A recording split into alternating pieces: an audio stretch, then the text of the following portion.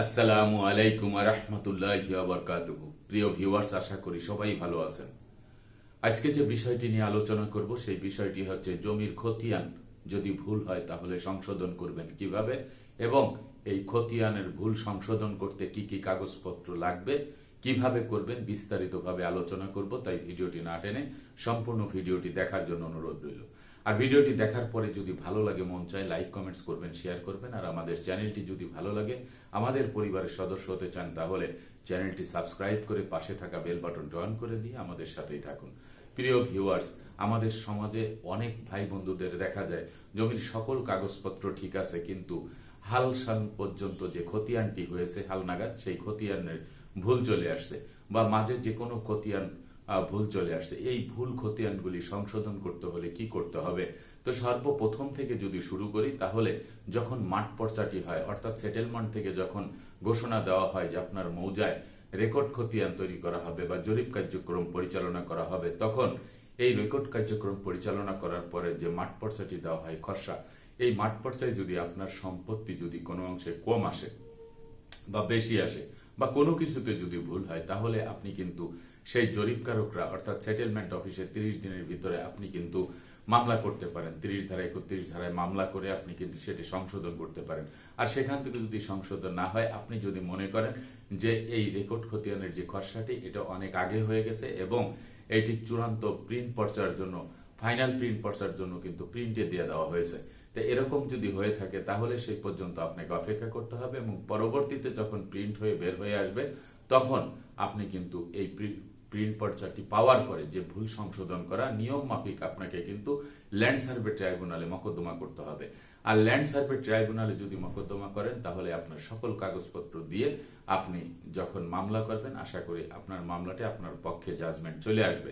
এখন দেখা গেল যে বহু বছর আগে আপনার খতিয়ানে ভুল আসছে, আপনারা এই পর্যন্ত সেটি সংশোধন করেননি, তাহলে সেই ল্যান্ড সার্ভে ট্রাইব্যুনালে মকদ্দমা দেওয়ার সময়ও চলে গেছে।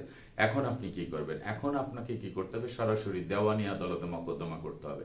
আপনার নিজ নিজ জেলায় যে জজ কোর্ট আছে, দেওয়ানি আদালত, যেখানে সিভিল মামলা করা হয়, অর্থাৎ জমি সংক্রান্ত বিষয়ে মামলা করা হয়, সেই আদালতের একজন সিভিল লয়ারের মাধ্যমে আমি যে কাগজপত্রগুলির কথা বলবো, এই কাগজপত্রগুলি দিয়ে তার শরণাপন্ন হয়ে আপনি কিন্তু আপনার সেই জেলার দেওয়ানি আদালতে আপনি কিন্তু মোকদ্দমা দিতে পারবেন। এখন আসা যাক যে আমাদের কি কি কাগজপত্র লাগবে। আমাদের লাগবে হচ্ছে সর্বশেষ নামজারি, সিএস, এসএ, আরএস, এই যে খতিয়ানগুলি, এই খতিয়ানের যে সত্যায়িত কপি, এইগুলি লাগবে। এবং মানে সর্বশেষ যদি নামজারি হয়ে থাকে সেই কাগজের সত্যায়িত কপি আপনার কিন্তু লাগবে। সংশ্লিষ্ট যে মৌজা, সেই মৌজার যে এসএ ম্যাপ, বিআরএস ম্যাপ বা বিএস ম্যাপ, যে ম্যাপটি আছে বা আরএস ম্যাপ, এই ম্যাপের ফটোকপিটি কিন্তু আপনার সেখানে সংযুক্ত করতে হবে। তারপরে হচ্ছে ওয়ারিশ সনদ, মানে যদি উত্তরাধিকার সূত্রে সম্পত্তি হয়ে থাকে, তাহলে ওয়ারিশ যে সনদ আছে, সেই সনদ যদি প্রয়োজন হয়, তাহলে ওয়ারিশ কাম সনদটি কিন্তু আপনার লাগবে। তারপর হচ্ছে মূল দলিলের ফটোকপিটি, আপনি যদি দলিল মূলে মালিকানা পেয়ে থাকেন, তাহলে মূল দলিলের একটি ফটোকপি আপনার কিন্তু সেখানে সংযুক্ত করতে হবে। তারপর হচ্ছে সর্বশেষ জরিপের পর যে বায়া দলিলটি, অর্থাৎ আপনি সর্বশেষ যে জরিপটি হয়েছে এবং আপনি যে সম্পত্তিটি ক্রয় করেছেন, দাতার যে বায়া দলিলটি, সেই বায়া দলিলটি যদি প্রয়োজন হয়, তাহলে সেটিও সংরক্ষণে রাখবেন। প্রয়োজন হলে আপনি সেটিও অ্যাডভোকেট সাহেবকে আপনি দেবেন।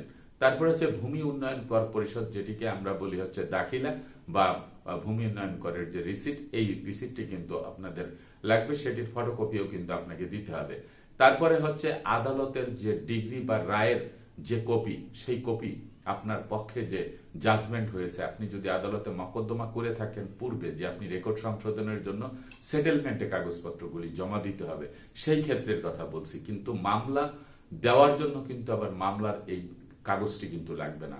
যাদের জন্য মামলা করেছেন কিন্তু তাদের রেকর্ড সংশোধনের জন্য সেটেলমেন্টে কাগজপত্র জমা দিতে হবে, তাদের জন্য এটি প্রযোজ্য। যদি মামলার কোনো ডিগ্রি আপনাদের কাছে থাকে, রায়ের কপি থাকে, সেটি কিন্তু আপনার 100% লাগবে।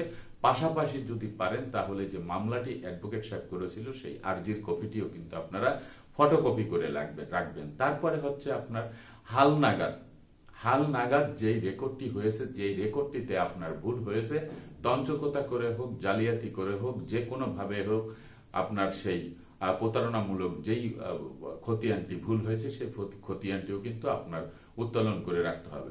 এই সকল কাগজপত্র দিয়ে আপনি বুঝে নেবেন, যদি আপনার আদালতে মোকদ্দমা করতে হয় তাহলে আদালতে যে কাগজপত্রগুলি লাগবে সেই কাগজপত্রগুলি আপনি কিন্তু অ্যাডভোকেট সাহেবের কাছে জমা দেবেন। যেমন আদালতের রায় লাগবে না, আপনার আর্জির কপিটা লাগবে না, আদালতে যে সমস্ত রায় হয় এই সমস্ত কাগজপত্র কিন্তু তখন দরকার নেই।